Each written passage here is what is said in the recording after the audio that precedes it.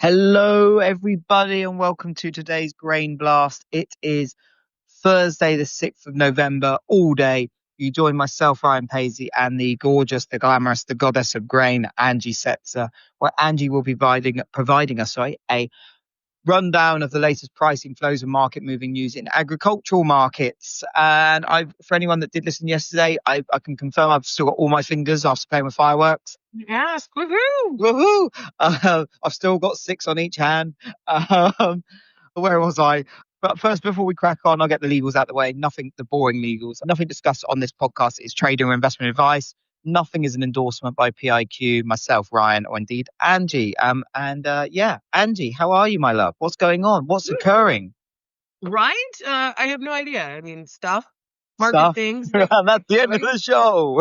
Yep, you're welcome. Thank you. Come again next time. But no, we obviously have a lot of different things. Like the markets are under pressure in a big way today. We've got the bean market down about 15 cents, corn market down, 4 or 5 cents, depending on where you're looking. The wheat market is definitely getting the beats too, down about 11 and a half currently on that side of things. And so, I've been laughing, well, not laughing, but chuckling along and joking a little bit here with our friend Nico, just simply about how many people are kind of like, see, I told you so, when the market goes down 10, 15 cents or whatever, completely ignoring that, we're still $1. Yeah, do you know? I actually saw Nico post a couple of posts on X on the socials where it's that guy pointing to a chart that's screened higher and it's got like a tiny little retracement and it's like, I told you so.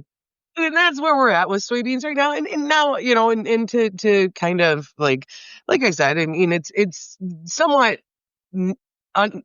not unexpected. Sorry, I didn't want to do a double negative, but there really wasn't a way to get around it. Like, it's not surprising, to have these strong gains. And I said this yesterday on the show, like, I feel like we've really established a new range at this point. And so we'll have to see. Like right now, their new range is 11.12, 11.15 to 11.35 on the January board. I think 11.37 was the high end close. And so, we're really still relatively lofty for where we've been. And I've always said that, like, we don't really want to build straight up, but we'll see what the day brings for both, corn and wheat as well, because they had both traded up to what had been a higher end of things, or a higher level than what we had seen in a minute. Like wheat had the best close to it since I think the end of July. Corn, one of the best closes since the end of June. And so, yeah, we're seeing some profit taking today, definitely seeing a few things happen there that are, I think constructive, but we'll see where we find support first before we get too cocky with that sentiment. On the China side of things, and that's part of why we're seeing a bit of a sell-off, or we're seeing some things kind of, unwind here, is we're still not completely clear on how this is all going to play out. We still haven't seen a written document. It's Thursday, right? We thought we'd see something kind of between both parties with a more solid outline. We did hear that COFCO had met with some U.S. sources or U.S. groups and had put together some sort of buying arrangement, but no one's seen any sort of details or anything like that.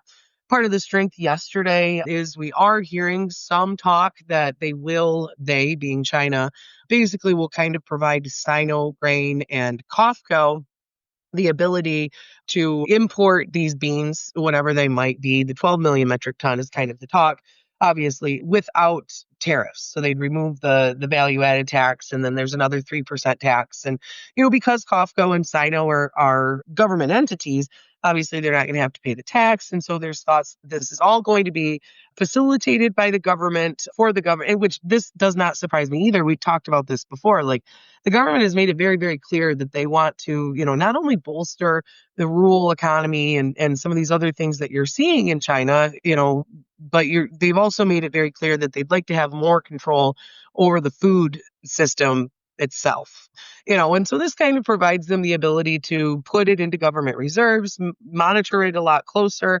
and a lot of these other things. So it's really just the same old stuff, different day, right? Like, is China going to do it? Aren't they going to do it? But on the cash side, go ahead. Sorry. No. I'm just completely agreeing with you. Absolutely. Yeah, we're just kind of back and forth. But, I think it's interesting for people that are not involved in grain markets that might be listening in. It's like, it's kind of think of it in terms of like onshoring tech. It's kind of what China's like looking to do more and more with their ags, right? Yeah. It's like, trying, self-sufficiency, et cetera, et cetera. Yeah, they would like to get more self-sufficient in things, and so the U.S. beans are good reserve beans. They're good to keep. They're shelf stable for longer, I guess, if that makes sense. And there's a few other things that you have that would benefit them or provide them the ability to kind of control the flow.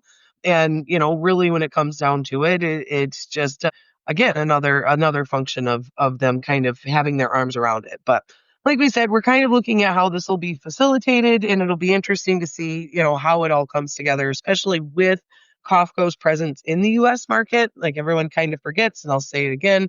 You've got COFCO China, COFCO US, and then you have a really, really close partnership between COFCO US and Growmark and the FS elevator system across Illinois and Iowa and places like that. And so it's a lot more complicated than I think we think it could be or we make it. And then it's even more complicated when you remove the data that the USDA would be providing us via these weekly, uply, weekly export Whoa, updates. whoa, whoa, whoa, whoa. How are you on the mulled wine already? Because I know you love Christmas straight after Halloween. Right? Oh my God, I'm celebrating the holiday. Here we go. So moving away from China. Oh, one more thing on China. We did get confirmation they bought some wheat. As you can tell, the wheat market's excited about it because it's down 12 cents today. But we also have heard that they've come in and bought some sorghum, milo, whatever that may be in your world. And so we'll see some continuation of purchases and maybe get some more details. But for now, one of the biggest things too that's kind of weighing heavily upon this market is we did get a resolution to the Argentina strike.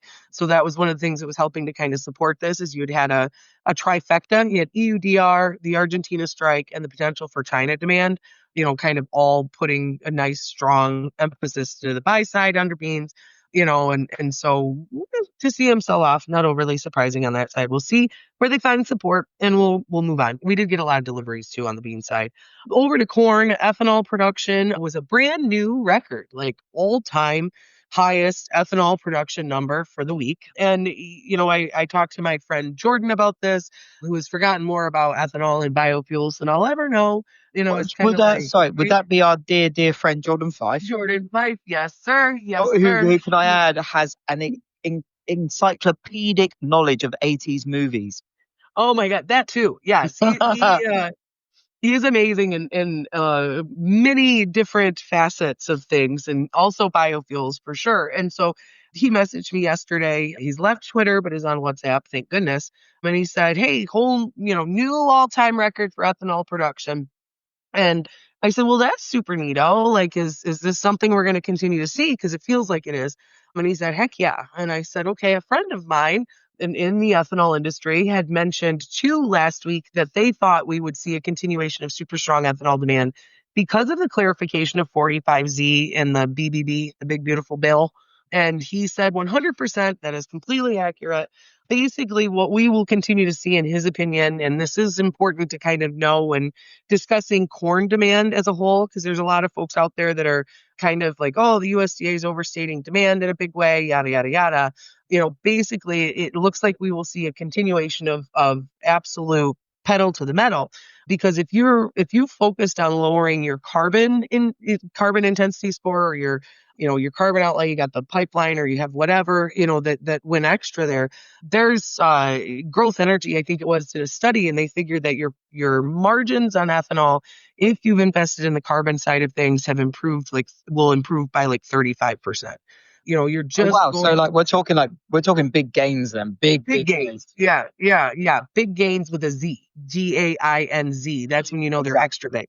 And so that's really one of those things we'll see a continuation of super strong demand. Now, the problem becomes we're going to produce too much ethanol. And I was like, oh, well, that's fine. We're exporting the hell out of it. And he's like, true. But logistically, we're almost at max capacity. So we're either going to have to, if we're going to incentivize big production and all of these things with the 45Z and the BBB, we're going to have to either increase our ability to ship ethanol out of the country, or we're going to have to increase our domestic demand of ethanol.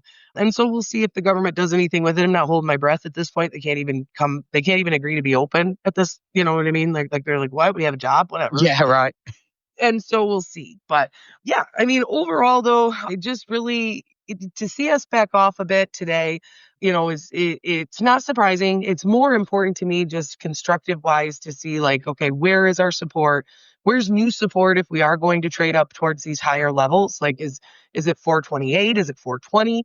What are we going to see there? And then we'll be watching beans as well. 1112, I think, was our old low on the bean market when we fell out of bed before. We traded down to 1117 today.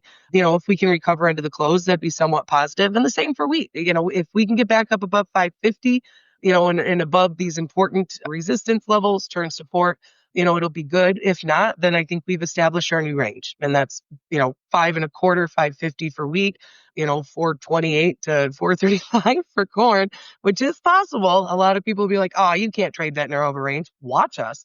And then on the soybean side of things, is it, 1110 to 1140 at this point? It very well could be until we get the report at the end of next week and go from there.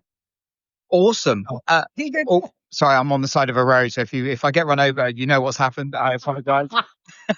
Just as I unmuted myself, a big horn. Get out of the way. Yeah, pretty much. Angie, thank you so much. As always, you really know I love getting on these talks with you, on this podcast with you.